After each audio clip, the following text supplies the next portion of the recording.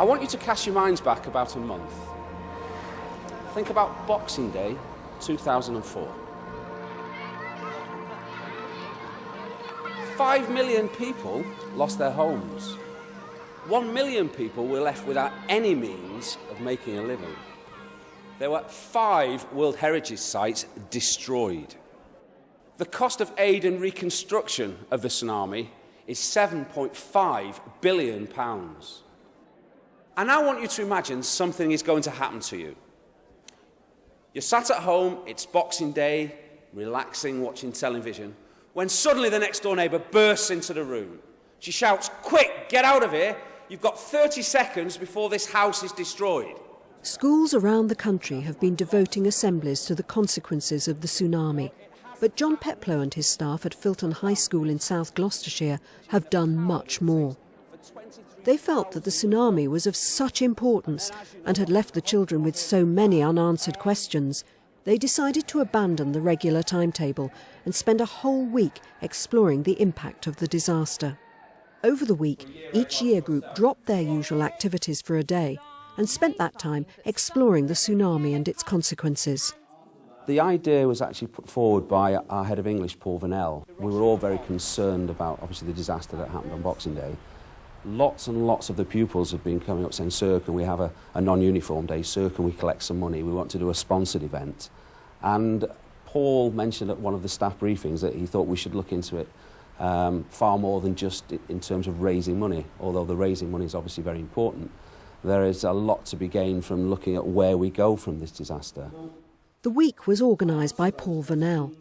Staff planned the activities in just 3 days, and they wanted to broaden the learning objectives to get the children to think about the question, is another world possible?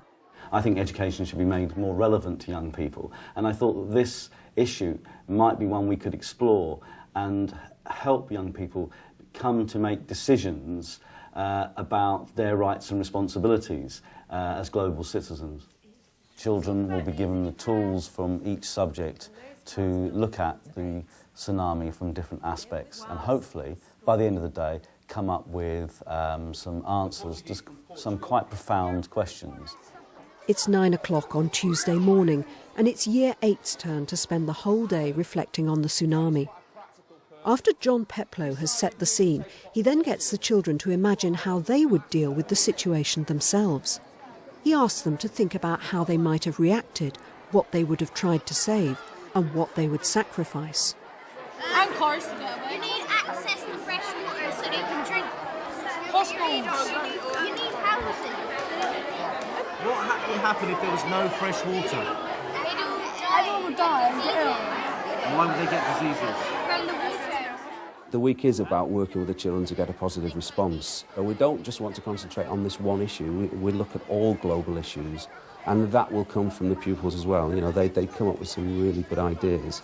And you know, the challenge of it really is not just to put their views forward, but also to be able to listen to other people's views and respect them.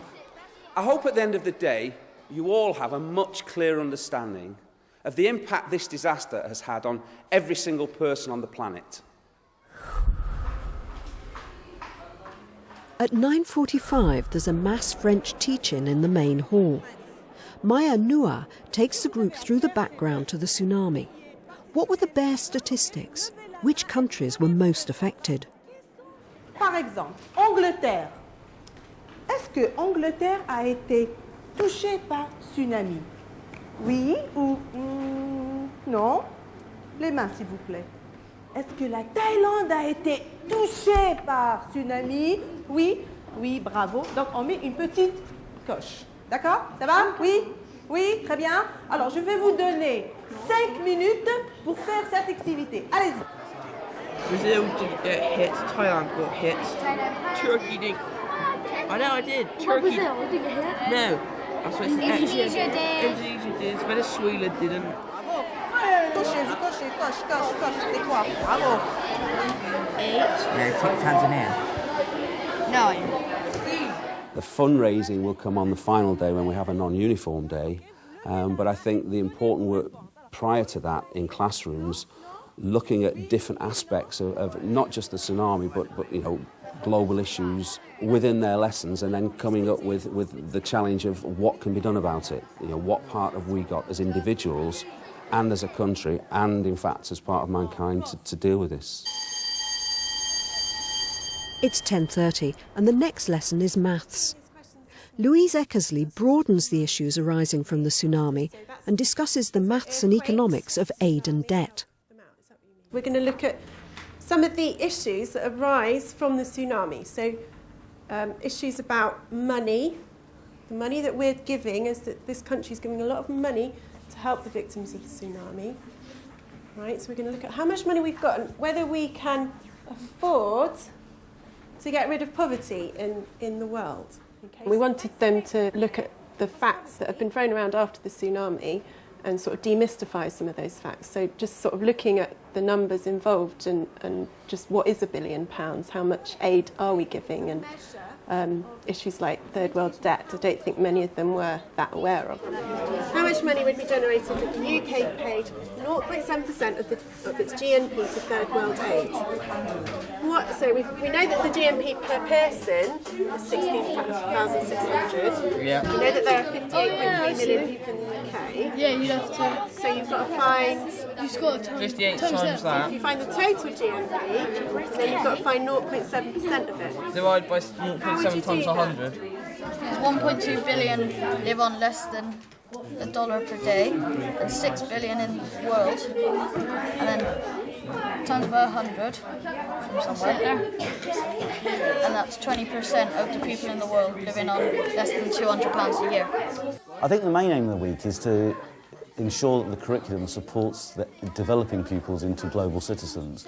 We want them to learn about their rights and responsibilities in a rapidly changing world. Right, so there's a debate. Some politicians think that we should drop the third world debt. I just write it off, say that's it, you don't need to pay us anything back. Right, what do you think about that? Do you think we should do that? Yeah. Why? If we didn't get it back, then they could fund for better things. With morning break over, Year 8 go to their English lesson. Joy Peters is teaching them letter writing with a difference. Your objective today is writing to argue and persuade, and we're going to look at how we do that in a bit more detail in a moment. Joy gives the children statements that relate to global issues such as poverty and third world debt. They discuss these amongst themselves, then go on to the main task.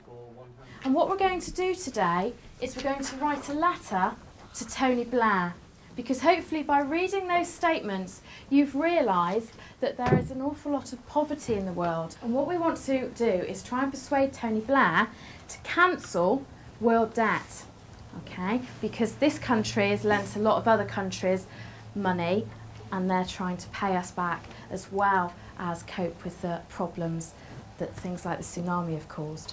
We wanted them to use their English skills in a way that was also relevant to what's been happening in the world. It's obviously been a big topic of conversation for the children over the last few weeks, so we wanted to make that relevant in their education, in their learning. What they did today was they wrote letters to Tony Blair asking him to cancel world debt because we wanted to increase their awareness of poverty across the world, in particular the tsunami areas. I am fortunately writing this letter as I am at school. However, 100 million children aren't as fortunate as they aren't able to go to school.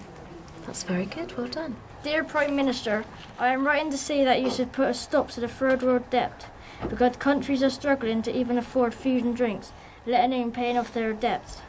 Africa has been affected by AIDS and still will be, because they haven't got the money to help them get rid of AIDS. I am writing to you whilst in school on Tsunami Day. We are lucky to be getting an education. 100 million children in the developing world still aren't able to go to school due to the third world debts. Maybe I can persuade you to stop the world's debts. The response for the children today was brilliant. They told me that they'd enjoyed the lesson. Quite a few of them asked me if they could take their letters home so they could improve them. Some of them wanted to type them up on computers. They were really pleased that I was actually going to send these letters. It gave them a real sense of reality to it, I think. I wrote to Tony Blair that he should stop the debts because there are they need the money so they can build schools, so the children can go to school and get jobs, and then they put money towards their country. She should drop the third world debt because they haven't got enough money for the early warning system, and they haven't got enough money for fresh water. So if we drop the debt, then they can worry about what's important to their country and not paying the debt. Last lesson before lunch is history. Tom Ivy uses Sri Lanka as a case study to explore the disaster in the context of colonial history. He begins by asking a broad question about whether the events of Boxing Day were mankind's responsibility. Okay. Was there any human involvement? Did we do anything? Did human intervention at some point in history have anything to do with the massive loss of life? The questions we've posed, the information we've looked at, is how the role of Britain and other European nations during colonial times had an effect on that country and the money that was there, and leading to the poverty that we have in that country, and how that then knocked on to the massive loss of life that happened in December 2004. Back in the 1500s, the 16th century, Portugal, and then Holland, and then Britain started to become interested in the raw materials that are available in Sri Lanka.